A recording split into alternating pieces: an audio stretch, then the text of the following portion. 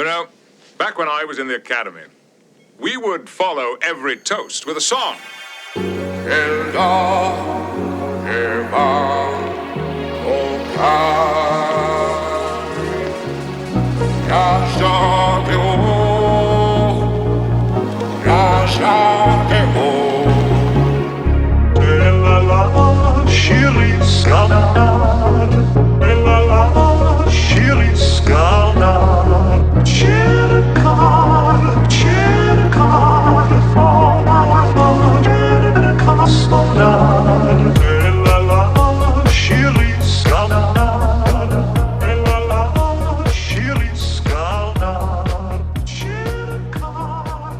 Hi everyone, my name is Jay Reckward and welcome to Where No Bubs Has Gone Before, a podcast exploring Star Trek The Next Generation from all 7 seasons, hosted by me and my father, Jake Reckward. How are you doing today, Jake? I'm good, Jay. So, I have to tell you, I'm pretty excited to review The Last Outpost, which is episode... 4, Yes, episode 4. October 19th of 1987. Yes. Um, I have to admit, I've always been a huge fan of the Ferengi, and this is when we're first introduced to them. Uh, I I have to say, after the podcast that we had about the Code of Honor, being able to sit down and talk about this podcast is really exciting for me because it's a really good episode. Mm-hmm. Before we get started, just what are your general thoughts on it? Oh, I'm looking at my notes right now. And some things that that I kind of highlighted is since this was the first time they knew about the Ferengi, it was the first time they had met them and seen them, and so it made me think, how would we assess the capabilities of a visiting alien race? Because that was something that became an issue right away when they were, um, you know, both ships were experiencing the energy drain from the planet and they didn't know what it was. Mm-hmm. Um, Obviously, there was also some comments here about uh, uh, rampant capitalism. The quote was, the worst quality of capitalists were the Yankee traders, which is what Data, as he pulled information out of his database, what the Ferengi were. Yeah. It was interesting that the art of war, Sun Tzu's art of war, is mentioned in this episode because I think that was just becoming popular and well known back in the late 80s. Mm-hmm. I like how the Chinese finger puzzle, or handcuffs as they are sometimes called, represented the situation that the Enterprise and the Ferengi were in. Mm-hmm. And also, it goes back to the first episode where, Riker and Yar and Worf are encouraging Picard to be very aggressive and hostile and take shots at the Ferengi, was where Picard is suggesting and following a path of patience and cooperation rather than conflict. That goes back to the episode 1 encounter at Farpoint, discussion with Q. The other thing that was interesting in that vein was this quote that was, "We can hardly hate what we once were," Mm-hmm. which is These- very timely comment for today. Absolutely, and let's really dig into these points. So to get started, let's give the audience a little bit of a rundown. So the Enterprise is in pursuit of a Ferengi vessel which has stolen an energy converter from an unmanned Federation outpost. The Ferengi are known to the Federation, but this is the first contact that anyone from Starfleet is having with the species. The chase ends at a planet Delphi Ardu 4 when both ships suffer the power drains that you previously mentioned. Uh, so, getting into this, I find that the Ferengi have always been a very interesting race because they are, in fact, a counterpoint to what the future of humanity has become when it comes to commerce and economics. Yes. Um, it seems very. It seems like the writers of the show were trying to make a very clear statement about what they thought kind of what capitalism's worst qualities were compared to what they would be in the future, and holding those up to how humanity hopefully progresses versus where we are now. And it's very interesting that you brought up the 80s because in 80s we had this kind of rampant explosion of capitalism again, under Reagan, and then of course under Thatcher because of the reaction to the Cold War with Russia, which ends in 1991 with the fall of the Berlin Wall. But uh, you know, asking, It was the age of Gordon Gekko. yeah, I have to ask you, but getting onto this point of capitalism in the 80s versus what it looks like in the future, how is capitalism being discussed in 1987 versus how it might be discussed today? Because today there is a definite vein of criticism and concern about the actual long term effects that capitalism has had on our society, both here in America and globally. A lot of people point to the idea that we live under a neoliberal economic order, which, while having some beneficial things like globalization, more open and interconnected markets, which is helped by the digital revolution that took place in the 90s and early 2000s. But today there's a lot of criticism that capitalism leaves out workers' rights, that it kind of reduces the human down to simply a consumer of goods and products, and is the underpinning for a lot of moral and ethical failings across the world when it comes to how humans treat other humans. The pursuit of the dollar over the pursuit of knowledge or goodness or peace seems to be the main accusation that is pointed at capitalists when this discussion comes up. So, I just wanted to get your take real quick on, what was the discussion of capitalism like in 1987, and what do you think about capitalism now in 2021? Um, and just kind of maybe take us down the similarities or maybe the contrast that you see going on here. Well, you have to go back into the 70s because, you know, Vietnam wound down from during Nixon's time as president to when when Saigon fell in 75. And, a lot of people look at that as the first war that the United States ever lost. And Watergate and Nixon's resignation and behavior was a big blow. There was a lot of inflation at the end of the 70s. Inflation rate was high as, I think it got as high as 13% at one point. Yeah. And that was during Carter's administration. And then, Carter made the statement about there being a malaise in America, which is misunderstood in some ways, and that people needed somebody to buck them back up. And Reagan represented that. It's a new morning in America, whatever his catchphrase was. And the competition and geopolitical competition, even conflict between the West, primarily the United States and the Soviet Union, was very strong.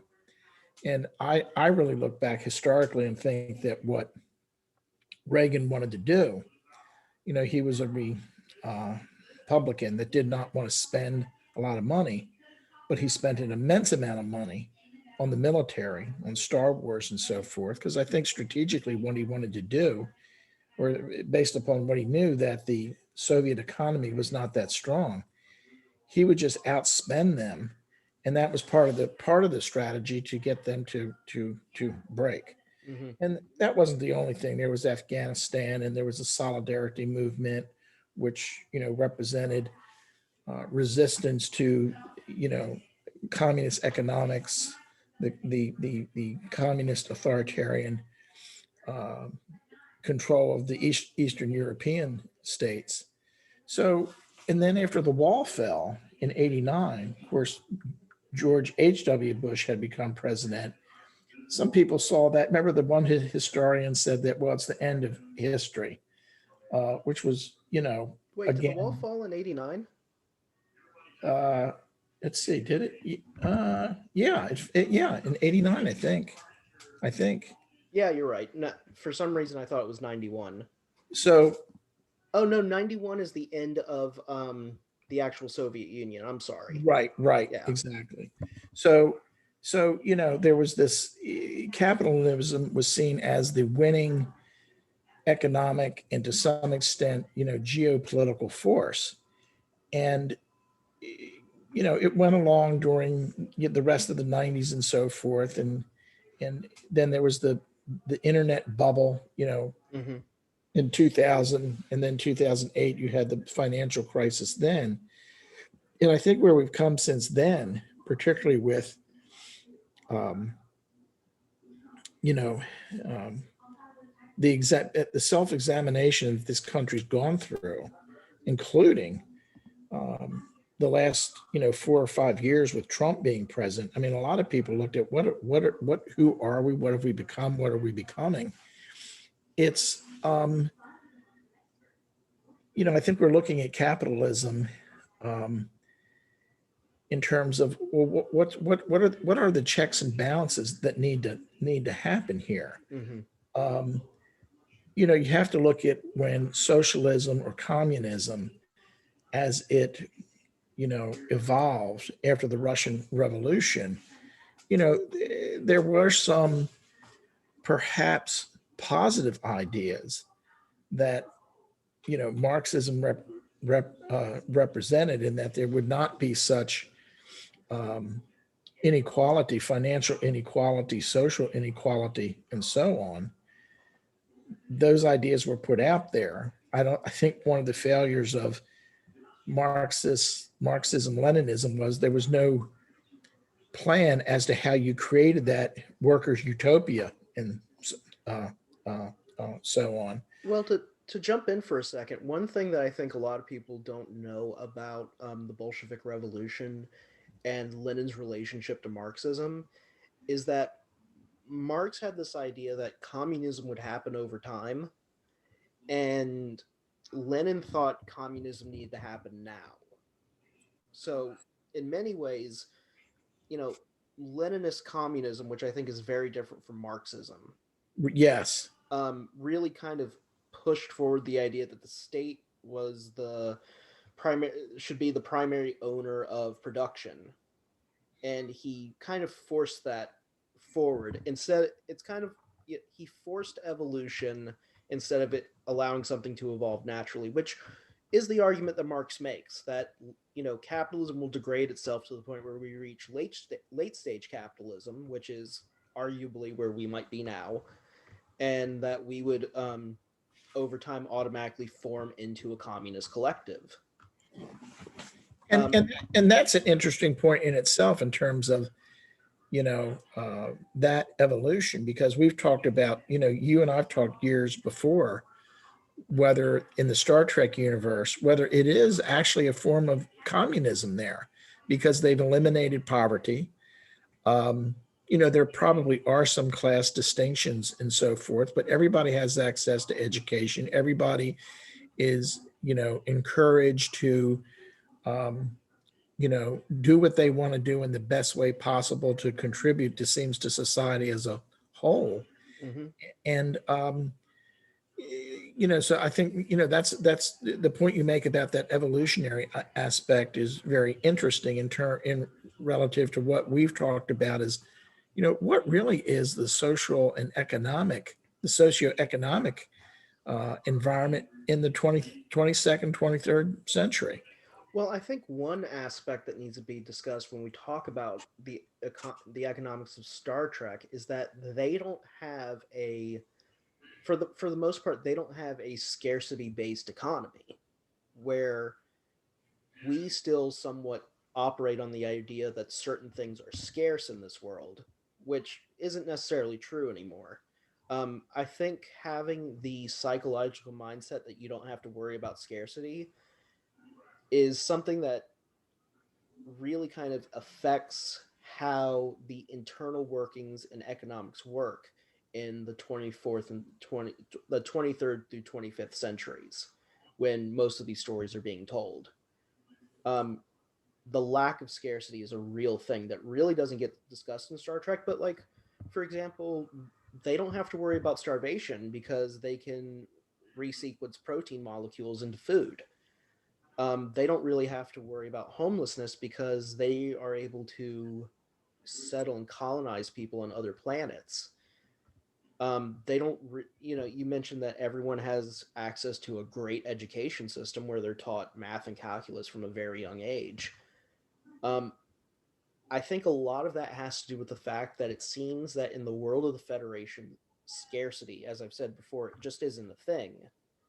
And if I think if you talk to a lot of people, especially conservatives who still hold to this idea that capitalism is the best system, they kind of point to the marketplace as proof that scarcity exists, but that gets into the question of whether or not markets are natural or markets are created. Is the free market a natural environment where scarcity takes place, or do we only allow scarcity because we set it up that way? And it seems in the future they have eliminated the idea that scarcity is something to be considered. Well, and the I think something we've talked about before is it's always desirable to try to maintain a balance Mm-hmm. between different aspects of a philosophy, a political system, an economic system, and so on. And something I heard on the radio today when I was out was the challenge of, how have we dealt with the pandemic right now? Is do you completely, focus on maintaining the economy, or do you try to balance that out with, um, taking care of the human side in terms of minimizing the number of people that get ill, that get seriously ill, and die, because the health of the health of society directly relates to the health of the economy. Absolutely. It's one part of the economy that I don't think actually gets discussed enough. You know, we talk about human capital all the time and being able to have enough workers to produce the economic engines that we have. But you only have enough human capital if humans are healthy, they're educated, they feel safe and secure in terms of their own well-being and their own futures. And it seems that the Federation has found a way to balance that, especially with all the alliances that they have across the Alpha Quadrant. Hmm. Um, I think one thing that we have to make clear is that the world that is taking place in Star Trek only happens after humanity goes through World War III over issues of scarcity, and it's only after we, you know, perform this climactic, terrible war that where we drop all these nuclear weapons on each other that we actually move past the idea of scarcity and move to the idea that if we are going to have a functioning human civilization globally now, since we're dealing with these aliens called the Vulcans, um, we really need to be able to take care of each other and our own.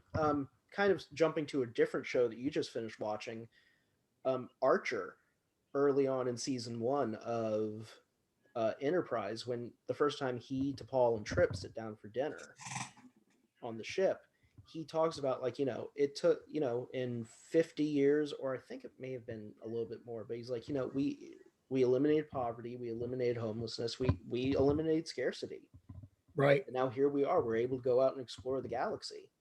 right. And, and it's, to them, it's like this proof that we've evolved and we've changed. Um, one thing that I think that the Ferengis have always been interesting. Um, they are, they have an entire culture built around the rule of acquisition, Yes. and it's basically built around this kind of, I wouldn't even say laissez-faire economics, but kind of like this mercenary economics of, if you screw someone over, that's morally and ethically acceptable because that's the natural way of things. Well, that fits in very well with Data's historical comment that there are, the equivalent of Yankee traders, Hmm. and they demonstrate the worst, again, the worst qualities of capitalist. Yes, they do. Um, so, you know, when the Federation stops by Delphi Ardu 4, um, they both ships, the Ferengi and the Enterprise, suffer these massive power drains, causing them to come to a halt. Uh, One thing that is discovered is that, well, first, before we get to what's discovered in terms of why they're stuck and why their power is being drained, there's this very kind of interesting, intense standoff between the Ferengi and the Enterprise where the crew doesn't really know what is happening to them, and they originally assume that the Ferengi are using some sort of weapon on them to drain their power. And that there's this really kind of stark conversation where Picard and Riker kind of look at each other and it's like, we didn't know the power of their weapons. We weren't prepared for this.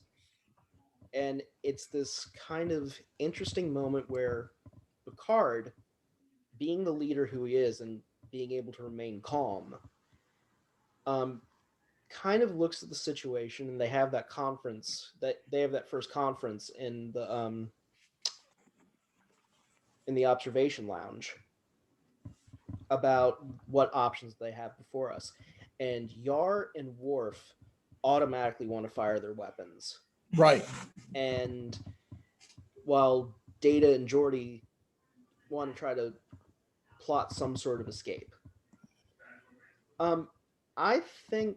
Which is really, that's a very good observation on your part, which again, when Geordi and Data were taking that position, that was when they were playing with the Chinese finger puzzle. Yes. So that it represented that y'all need to understand what's going on here is that you're both trapped. And Troy says in the beginning that she cannot read the Ferengi when they show up, when they start to talk, or when they know it's the Ferengi.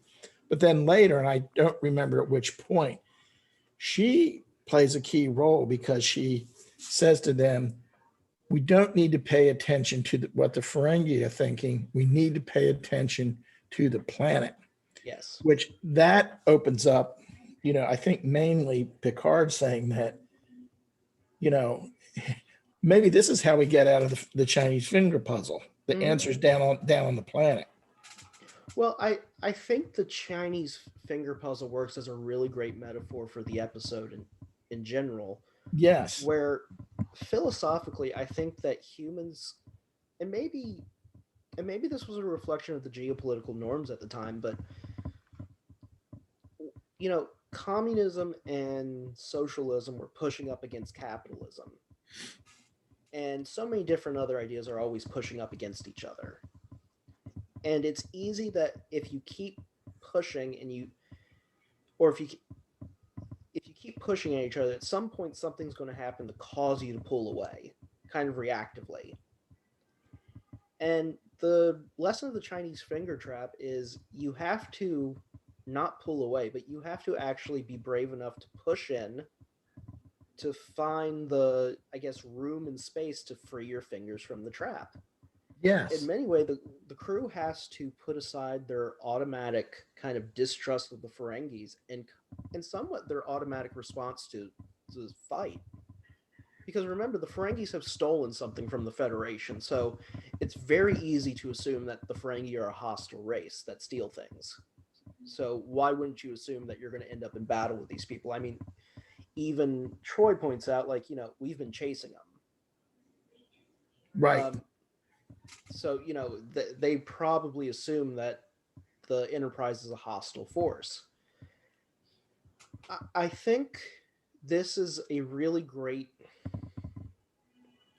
I think that this is a really great example of how Star Trek tries to put forward a different sort of idea in terms of how we mediate and remediate problems between not only ourselves but people we don't know. We have a fraught history as humanity of meeting strangers and meeting the other, so to speak, and automatically meeting it with violence, apprehension, and rejection. Troy has this really interesting moment where she's like, you haven't really said anything that they want to hear. And it goes back to them being kind of, Yankee traders, but mercantile as well. And it's one of those moments where Picard goes like, okay, they haven't heard what they wanted to hear. And he kind of, when he finally is able to get in contact with Letic, it's no, I'm sorry, Damon Tar. Yeah, Damon Tar. Who, by the way, I think is the first appearance of Armin Shimmerman. Actually, it's the main Ferengi who beams down to the planet with the three Ferengi. The one who does most of the talking on the planet. Right. That's Armin Shimmerman. Okay. The guy yes. who played Damon Tar is an actor by the name of Mike Gomez. I had to check this out too because I was confused. Yeah. Okay. Good. But yeah, that is the first time Armin Shimmerman shows up, right? Who later goes on to play the famous role of the Ferengi bartender Quark on Deep Space In Deep Nine. Space Nine, sure. Yeah. Which, is really where they kind of build and flesh out the culture and world of the Ferengis, especially with visits to Ferenginar. But the point you just brought up about there was actually a process, because when Troy says you're not telling them what they want to hear, and again, at first, Picard is under the impression that they have more, that the Ferengi have them outgunned, outmatched, that they're the source of the power drain. So he surrenders. And then the negotiation, the communication takes place between the humans and the Ferengi. Where, if I may jump in, it's revealed that the Ferengi actually think that it's the Enterprise that stopped them. Exactly. And offer their own surrender. Exactly. So then Picard is quick enough to pick up that, boy, they're thinking the same thing that we are, but so let's turn it to our advantage, that we'll accept their surrender. And that then changes into, perhaps we should, maybe the problem is really with the planet because it's affecting both of our ships. So perhaps we should cooperate to get out of this Chinese finger puzzle that we're in. And the other thought I just had, I mentioned last week the writers. I don't know how much continuation there was from, this episode of the Next Generation into Enterprise in the, several years later. But that theme comes out again of what humanity does when it's Archer as captain of the Enterprise, because, he Archer is a very interesting character, just to digress for a minute, because of course, he can be very balanced. He can become very angry. He can end up doing things that he knows is unethical, but he,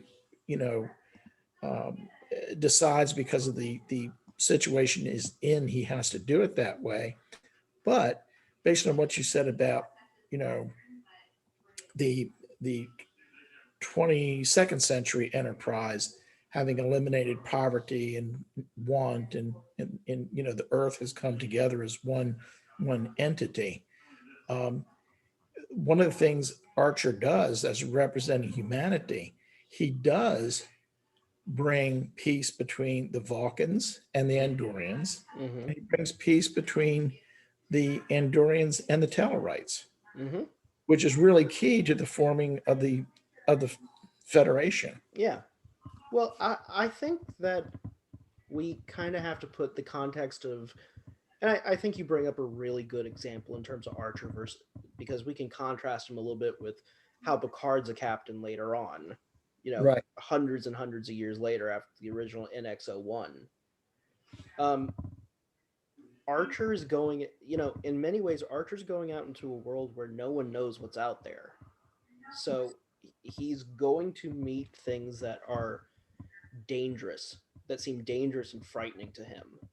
And he's going to have to put his crew first, because every captain puts their crew first before all things.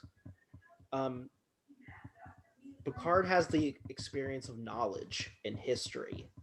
He's had all the centuries since Archer to learn all of the mistakes and all of the, great decisions previous captains have made, where, Archer's on the raw edge of the frontier, literally every Yes. episode. Yes. So, I think one thing that we have to note here is that in the future, they have gotten to the place where there is maybe not this fear of the unknown that Archer maybe subconsciously has. And I don't think Picard actually has it as a character.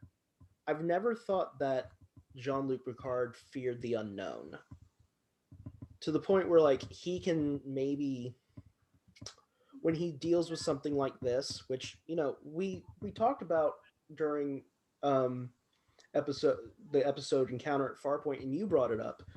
This is the first Federation ship that has civilians on it, that has children on it, that have families on it. He has to measure so many different things that Archer never had to measure. But at the same time, he has the benefit of, I guess, not having to automatically feel that trepidation when he meets the unknown, where I think Archer is very much... I think Archer's just very, very human. And more closer to us as humans as we are now than maybe we would be to Picard. Say that last point again. Archer's more like us. We're still kind of raw. Yes. We're still kind of unfocused. We're still kind of we still haven't been made into the people that exist in the next generation. Oh, for sure. Yes. So, I think that bringing up this contrast between Archer and Picard is very good, because we really do have kind of a real philosophical difference to explore here. How much can you be, if, and I'm sorry, I'm kind of bumbling over my words, but let's take the episode of Enterprise Broken Bow, where they meet the Klingons for the first time, where the Klingons attack them. Archer doesn't know anything about Klingons. So, of course, he's going to react in this kind of hostile, defensive manner, like he has to save his ship. Where, if a Klingon bird of prey suddenly appeared off the bow of the Enterprise D, they would have shielding. Archer doesn't have shielding or energy shielding. There are so many things that Picard has at his has in his arsenal, or has in terms of his advantages, that Archer literally has to make up on the fly. It's very much, okay, you have the explorer going first, but the person that goes next, maybe hundreds of years later, is the diplomat. And what tools does the diplomat have versus the tools that the explorer has? Archer becomes a diplomat. Archer doesn't start as a diplomat. Picard starts as a diplomat. Like, it's kind of in his job description that he has to be a diplomat, where I don't think that was necessarily there for Archer. Well, Archer, you bring up a good point, is with Archer, they truly were explorers. They didn't know what to expect. The only information they had about the parts of the galaxy they were going in is whatever Vulcan star charts the Vulcans had shared with them. They had minimal weapons when they started out. And they weren't trusted by the Vulcans even then. Right. And, they found very quickly that the galaxy, the parts they were exploring, were not as friendly as expected. Mhm. And, throughout the Enterprise series, it becomes more obvious that having weapons, mainly for defense, but also if necessary for offense, were necessary on starships. Yeah. And I think the point you're making is that in the 200 years between NX-01 and Enterprise 1701D, we had learned a lot. We had tooled around the galaxy a lot. We had, you know, visited 123 different inhabited worlds, something like that. The Federation had formed, so it was very, very different. Um, One thing to just bring up is, and maybe to move on a little bit, was what do you think of how once the humans and the Ferengi were together on the planet, how that whole communication, all that interplay turned out, what it said about humanity, more about humanity than the Ferengi. And I have to say that when the portal, I can't remember whether the portal actually had a name, but I was very entertained by him because he reminded me a little bit, was a little bit like, did the writers just watch Monty Python and the Holy Grail? Yeah. Because with the stick he had reminded me of Tim Oh in yeah. Monty Python and the Holy Grail that would shoot the fireworks out. And then when he started asking the questions, it's like, is he the bridge keeper? Yeah. So let's frame this question a little bit, because what happens is that the Enterprise discovers that there is a power radiating from Delphi Ardu 4, and they discover that the planet actually might have been the remote outpost for the Deccan Empire, which is a Right. intergalactic civilization of trillions of people, which Data is very keen to point out, trillions of people that died out over 600,000 years ago. Right. Before we get into your question, I kind of want to explore this because I think this is something that we're talking a lot now when it comes to actual cosmology, and it gets back to our previous discussion about real world extraterrestrials Mm-hmm. today. Um, there is this theory there's this theory that one of the reasons we haven't met alien life yet, or sentient alien life that's intelligent and that can communicate, is that, okay, let's say that we are not alone in the universe in terms of being able to build a stable civilization that thrives on a planet. Um, I'll, there might be thriving civilizations out there as we speak, but there's also the possibility that there were thriving civilizations out there that died hundreds of thousands, if not millions, if not billions of years ago.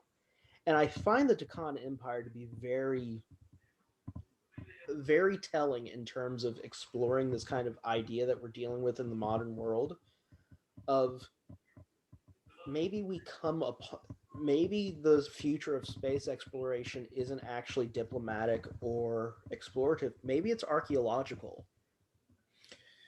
But that's a very good point, because in future episodes of Next Generation, um, Picard's interest in past study Mm-hmm. and archaeology, I guess you'd call it, exobiological or exoarchaeology, is very, very, very strong. And hold on, John, that's get picked up. Yeah, no problem. Call from Wayward John. That and that's a very relevant comment, because we have figured out that there's, for instance, pre-Columbian Amazon, Mm-hmm. we're just starting to discover that there were many millions of people living along that river, before Europeans went there, and probably with the limited contact they had with some of the Europeans, they developed diseases and they were wiped out. And the same thing happened in Central America, North America. Mhm. And the same thing, we're just maybe scratching the surface in terms of figuring out, how, um, what sort of, um, what sort of Neanderthal culture there was, or Mhm. Denisovian, if that's the right word, is, and so on. So so shout out to a friend of mine, Nathaniel Fossane. He runs this YouTube channel where he's he's a real archaeologist from Appalachia State Hmm. University. He and I have been friends since college, but his entire field of study is pre-Columbian civilization here in North America, especially Cahokia, which you and I both know Hmm. because we Hmm. lived in St. Louis for 8 years, and Cahokia is on the other side of the Missouri River, Mississippi River, yeah. Mississippi River. Um, Cahokia was a huge point of civilization, very advanced for its time. You know, the you are correct. We are just now discovering how advanced and how civilized and how widespread pre-Columbian civilizations were, and it's actually a really fascinating topic that I might try to get Nathaniel on for the show so we can talk about archaeology and as it relates to Star Trek in the future. But Hmm. um, one thing, so getting to Portal 63, who's played by Daryl Heinrich, who labels himself when he makes his presence known to the away team led by Riker in the Ferengi as a guardian of the Takan Empire, Right. who has been sleeping for so long he doesn't even know that the Empire has fallen. Um, Even having this really interesting exchange with Data, who has been able to study the Takan in the interim of this episode. Uh, Portal comes out and says it's the age of Batsu, and Yes. Data's like, no, it's past the age of I think it's Morkai. Hmm. And Portal just has this reaction like that's not possible. And then Data starts naming all the different eras after Batsu. I think Portal's a very interesting character because on one hand, it's a piece of alien technology that's kind of been slumbering and forgotten, and waking up, however, with its own sentience. And it also has some kind of interesting things to say, like it opens up with the question, are you barbarians? Are you barbarians? Yes. uh and if people really pay attention to the dialogue that takes place between the two away teams, the Ferengi and the Enterprise crew, and Portal early on basically says, like, are you civilized? Hmm. Because he's trying to find, there's this kind of statement he makes like, well, we'll accept you in, but you have to prove that you're civilized, Hmm. which is a very interesting idea of empire that kind of goes back to maybe the Khans had their own idea of a prime directive. Like, we're not going to let anyone in that we think's barbaric. Yeah, you're making a good point because he asked, "Are you barbarians?" But really, what he's asking is, "Are you civilized?" You're right about Yeah. that. Yes. And I think that's a very interesting framing to approach um, for an ancient piece of technology to approach these new and strange beings that have arrived on this what is essentially a dead planet, even though it's an M-class world. Mm-hmm. Um, I think his exchange with Riker and the Ferengi is telling, and it gets back to the conversation we've been having about the first episode, Encounter at Farpoint, as it pertains to Q. Q makes the accusation that humans are barbaric savages unworthy of exploring the galaxy because of our violence, some of our inane beliefs.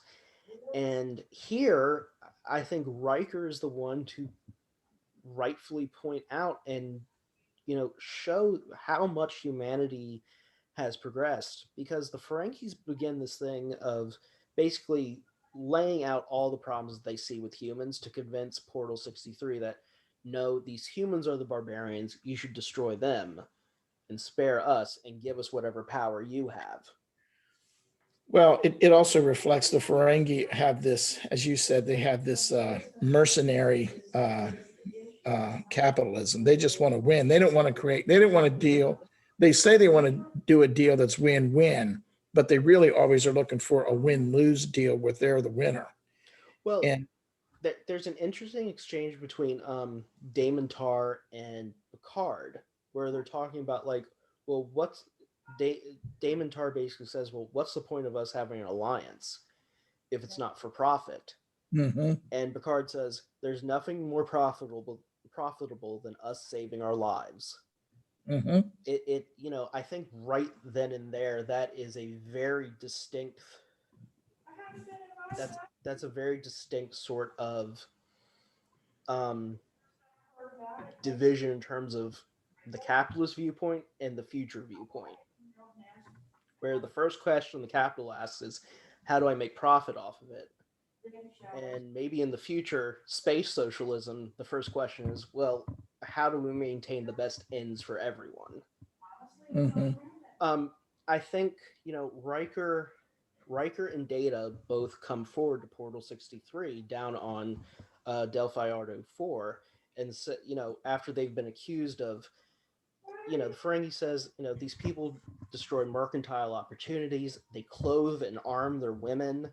Um, there's a very interesting line where Letic, Armin Sherman's character, um, basically says like, you clothe your female to create the worst kind of temptation, undressing them.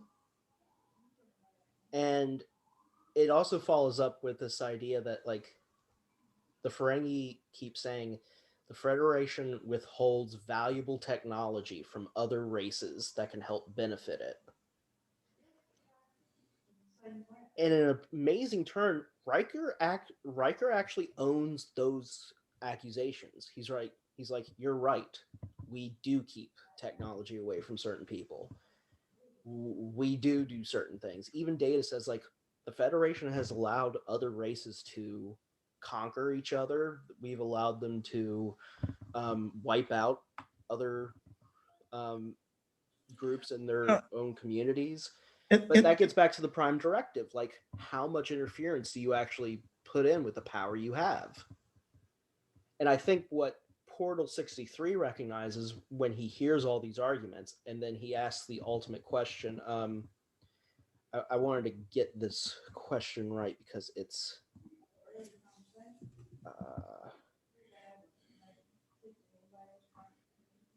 I think he says. Oh, yeah. Um, he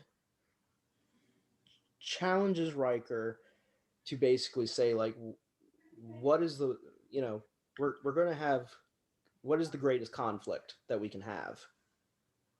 And Riker basically says, fear is the greatest enemy, is the true enemy, the only enemy. and that's again where there's the shift over into um, the prior mention of the art of war, Mm-hmm. because that's right out of the art of war. And also that's interesting how the Chinese finger puzzle, fits into this, Sun Tzu's Mm-hmm.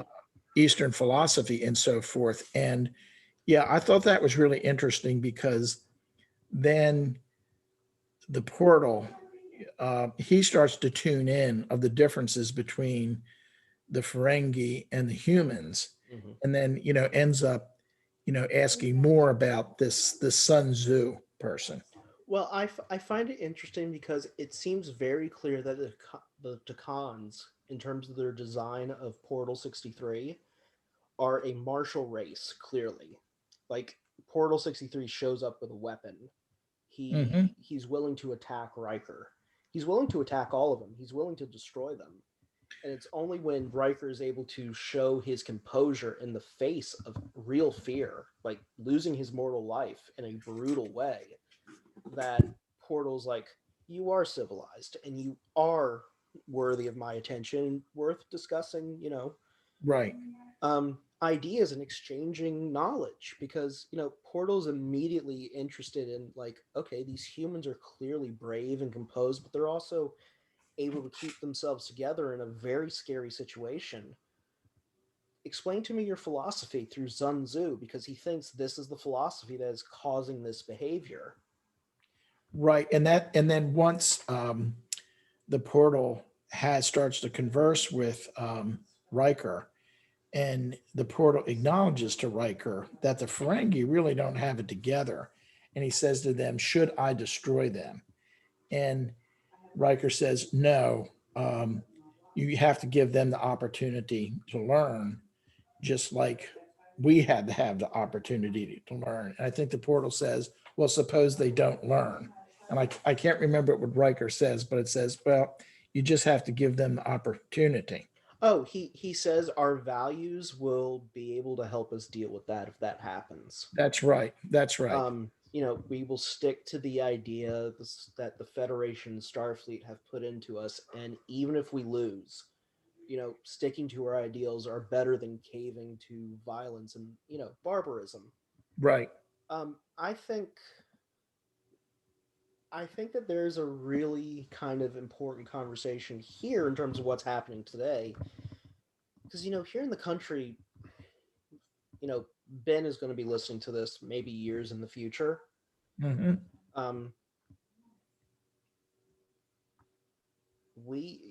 January 6th, 2021 happens, where there's an attempted coup at the Capitol here in the United States of America in Washington, D.C.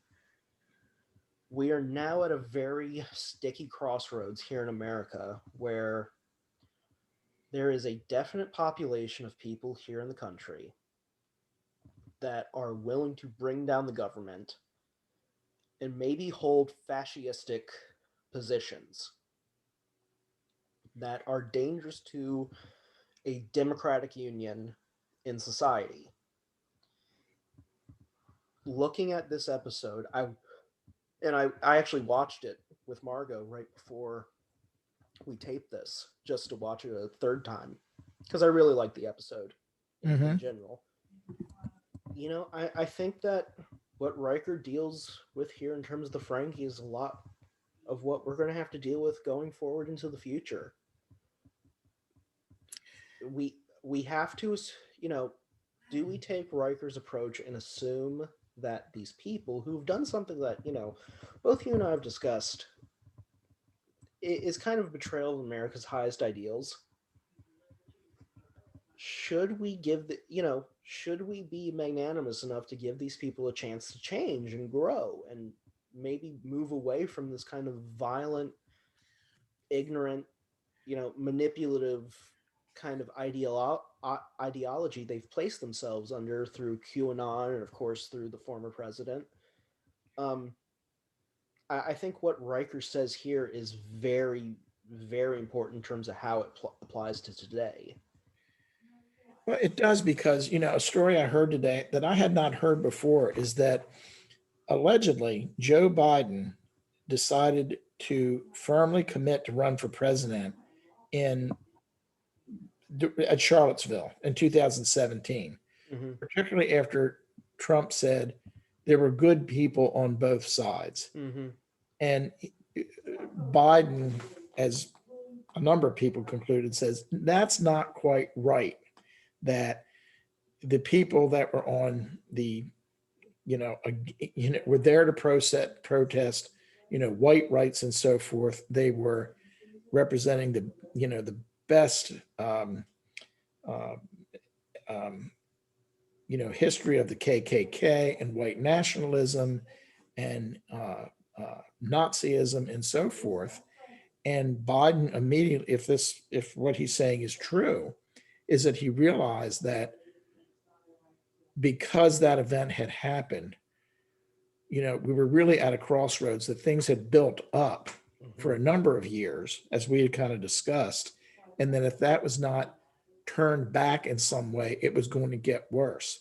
And we are at a crossroads because there are so many people in this country who still, support that white nationalism and white rights and white supremacy and so forth. And, Oh, know, and in many ways, a adherence to the same kind of mercenary capitalism that takes place in the world today. yeah. And then another thing I heard was, driving around today on the radio was that it was talking about the, the Biden administration's attempts to really put new immigration legislation into place. And there was mention that uh, just as it's been in the past, that immigration now done in a reasonable, fair, and legal way, which I think it should be done in a legal way, is only benefit to the United States economically. Mm-hmm. It just immigration, because of falling birth rates among the white population in the United States and so forth, is going to give us uh, the people power we need to keep the economy going, and that immigration can actually significantly grow the GDP if you want to use that metric still. Well, like And just one other point, I just think that the part of the reaction of white nationalism or white supremacy is, yeah, the country has changed demographically a lot. California is what, 40% Hispanic now, mm-hmm, and North Carolina is 10% Hispanic. mm-hmm. I think it's close to maybe 18% African American. I just read an article in the Raleigh paper the other day that Asian Americans are becoming a significant demographic and political factor in North Carolina, particularly people from South Asia, Oh, in gigantically. India, Pakistan, Bangladesh. Mm-hmm, And they're here, they're paying taxes, they've been integrated and mm-hmm. continue to integrate into our economy and society. And those people who want to keep it as it has been, where white people on top, it's just not you know It's not feasible. it's not feasible. I mean, I remember reading an article. I mean, if you look at even in New York or North Carolina, you see multiracial couples, you see multiracial children. Mm-hmm. Had a president that was multiracial. We have a vice president that is African American, South Asian. um, if at the possible rate at which there is intermarriage between people of different races, 100 150 years from now, everybody in America is going to be brown. Well, I think that what and kind of we've kind of dovetailed into politics while getting a little bit away from Star Trek and trying to get us back to the show a little bit. Sure. I think what the show gives us as an answer to this is that we have to remain firm to our ideals of openness. We have to remain firm to our ideas that, it isn't might that makes right, but it's law and fairness and the right of someone to be represented through their own vote and through their own voice. And that society only works if we work together. I think that those are ideals that I think the Federation embodies in terms of how they interact with the Alpha Quadrant, and I think going forward, it's kind of I the ideals that I think good Americans have to embody if we're going to convince the people that have been manipulated by QAnon and Trump, and also suffering from decades of economic degradation. The only way we're going to do that is by sticking to the best of our ideals. And I think right here, the reason why Riker, impresses Portal 63 is because his answer is, even if they develop the ability to destroy us, it's what we believe in that will save us in the end. That it's the ultimate difference maker between us. And it kind of goes back to something in World War II. Like, the reason why we beat Hitler is because we worked across the aisle with, we worked with different nations, we worked with different countries, we actually put forth a humanitarian effort during World War II, even against our enemies, that our enemies did not put forth towards us. Like, the Japanese were brutal towards POWs. The Germans basically put most POWs in concentration camps. But if you look at the way that we treated most prisoners and most, with the exception of the detainment camps here in America, in terms of our Japanese population, which is a horrible moment in our history, there is a real argument that if even if you're somewhat morally better, that's that's not a disadvantage to you. That's actually a big advantage because it gives you the possibility to make decisions and do things that being militaristic and being violent and being wanting to simply claim dominion won't allow. One of the things that just reinforces your point about doing things together in maybe a little bit of a twist to it is, I think 30% of the American troops that went to Europe to fight the Nazis, mainly the Nazis, a little bit of the Italians, were of German heritage. Mm-hmm. Yeah. So I read one book about that and it said basically what we did in World War II is used our Germans to beat the Germans. Because our Germans had a better sense of moral and ethical honor than they did. Which is really interesting when you know that the Wehrmacht, the German soldiers, had on their belt buckle the words "Gott mit uns," God with us. Yeah. Well, it's always, and this kind of gets to the Ferengi. I think that when you have a society that is built kind of on these fascistic tendencies, and in many ways the Ferengi are fascists. They oppress their women. They enslave others economically. A lot of these groups claim somehow this moral and ethical superiority, which is often an illusion just to cover up their crimes. I think what is happening here in the Last Outpost, and what is actually happening here in the world, is that we're being presented a real challenge in terms of how do we deal with this.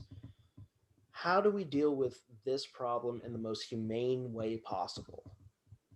And there's never a real easy answer, but you have to have some sort of moral and ethical structure both within yourself if you're going to deal with it. Because otherwise, I think, and Riker makes this point, no one learns anything if we just destroy each other. No one changes, no one grows. You have to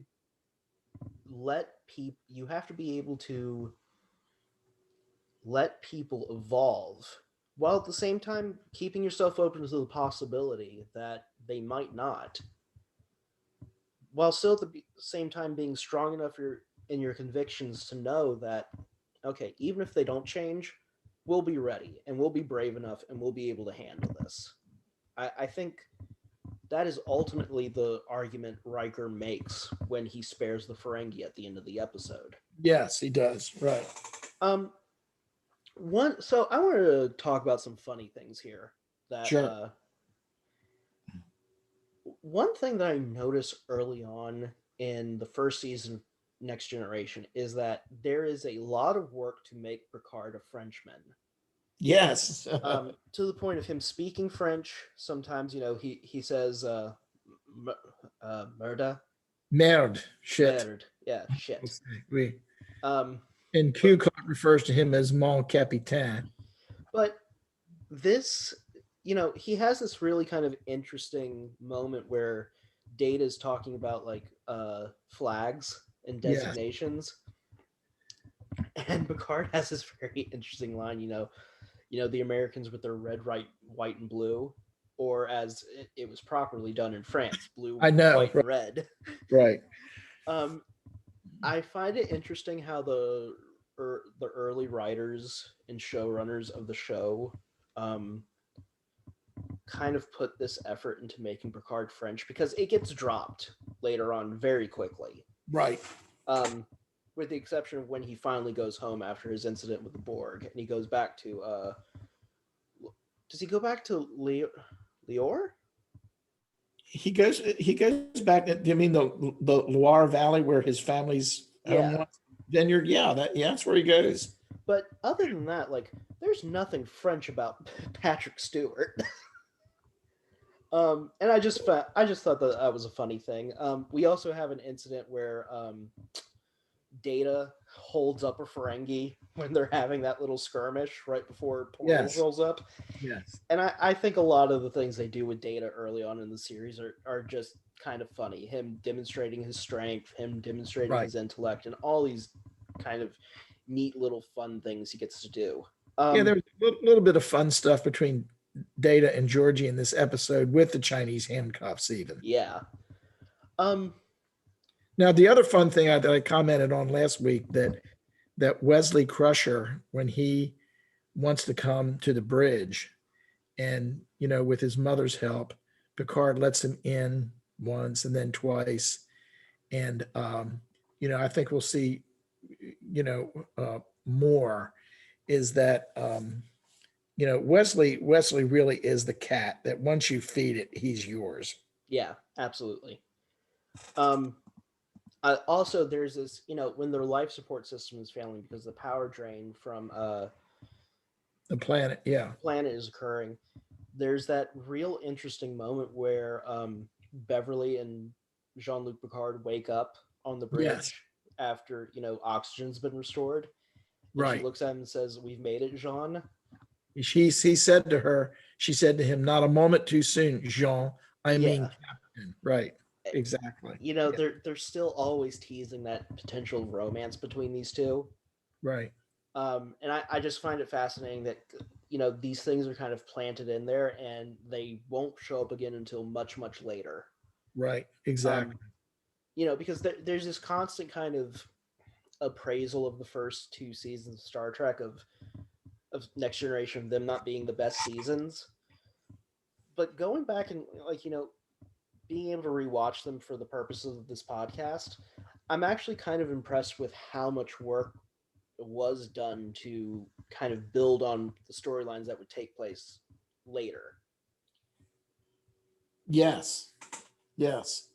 I'm really amazed at that. Like, I really want to understand what kind of note cards or database the writers of the Next Generation kept, so they could say, oh, they started writing a new story and they said, well, we can bring this aspect in or that aspect in. It really is amazing how they built it. So it's interesting because I was looking this up because one of the dreams I've always had as a writer is to write for Star Trek.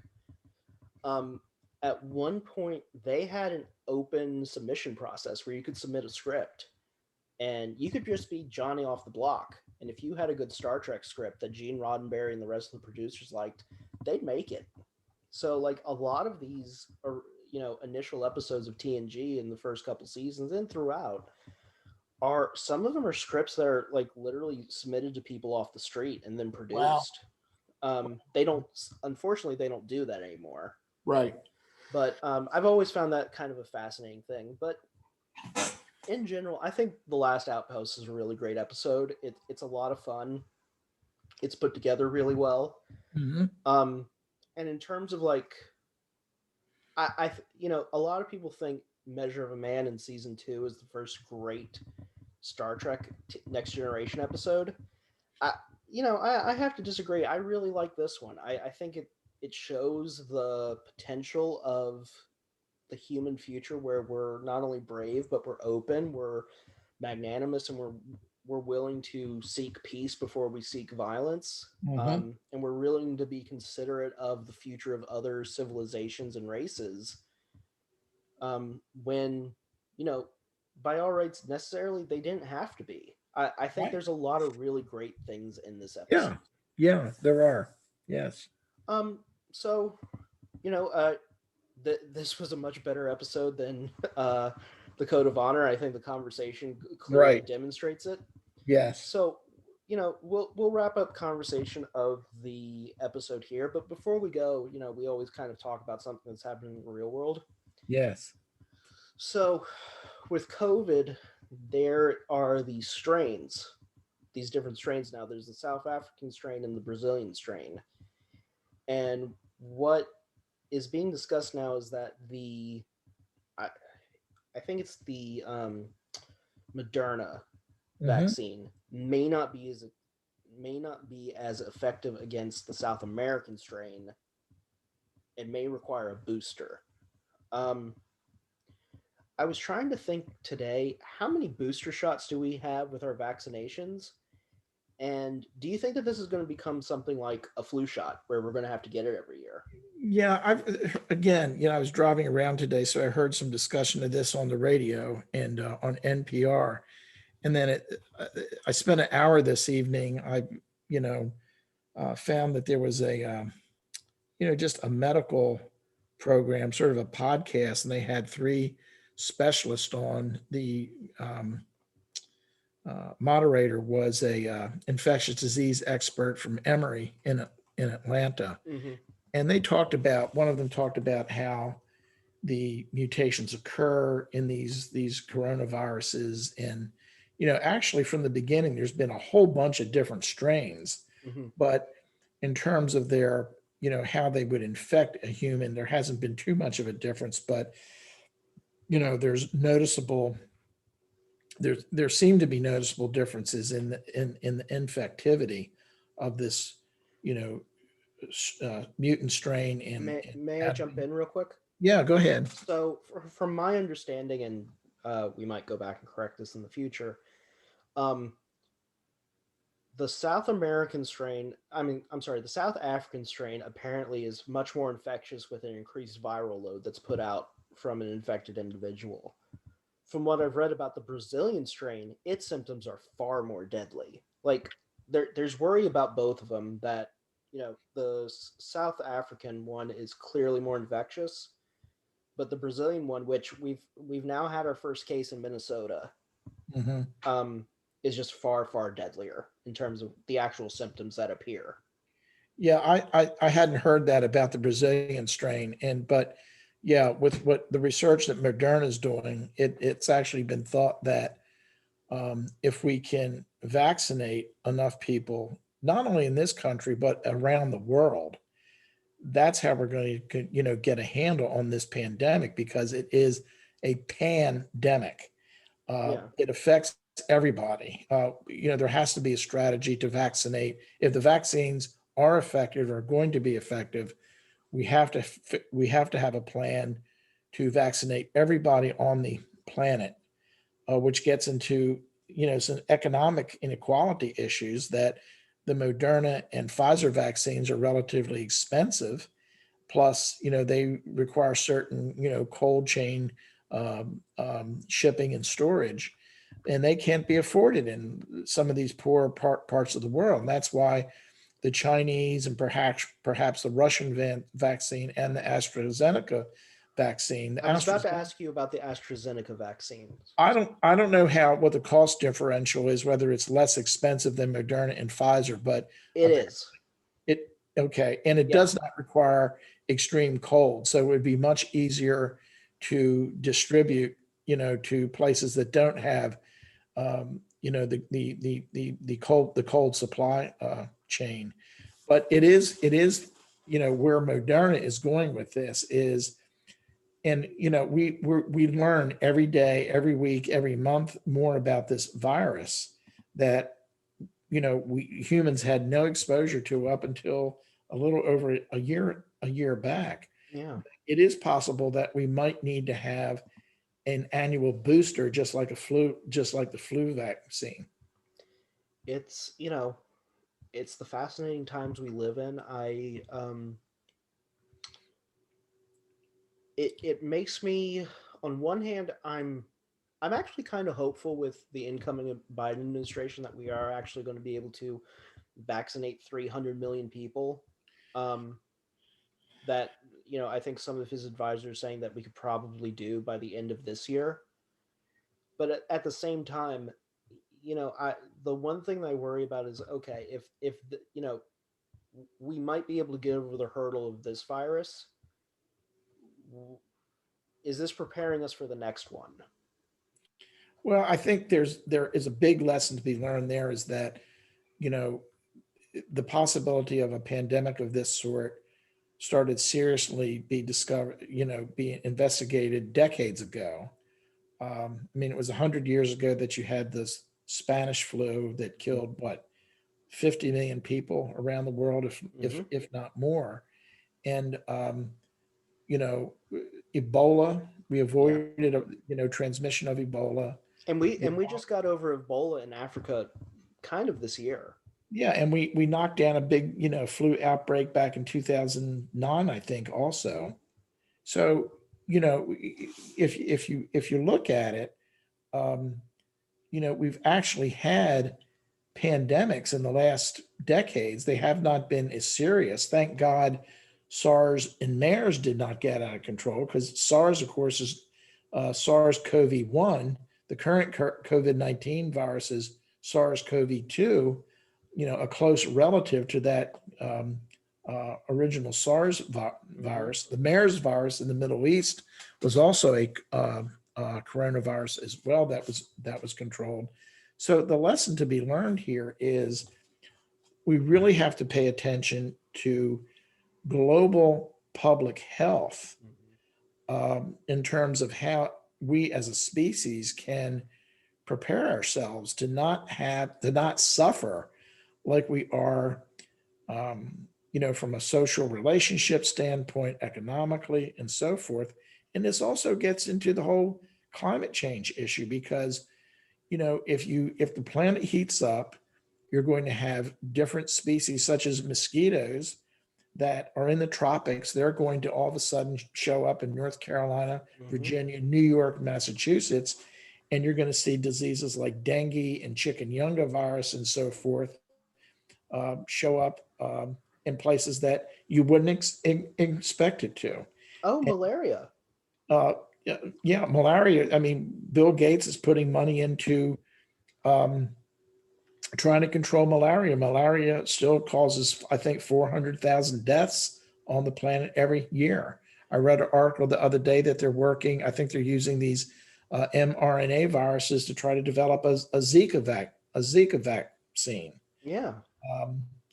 And so, there's, and I think the thing about what the Biden administration is doing, it seems like there's an expectation that when now he's president, he's just going to pull out a magic wand and fix it. Yeah.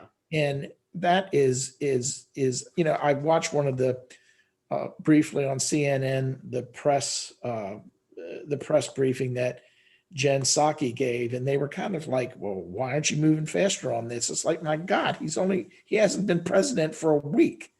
And, but I think the positive thing is we have an administration that knows what the problems are.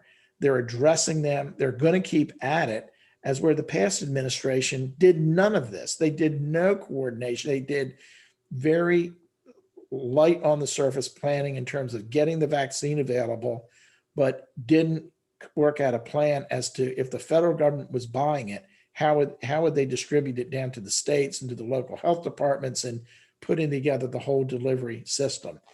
That's being looked at now.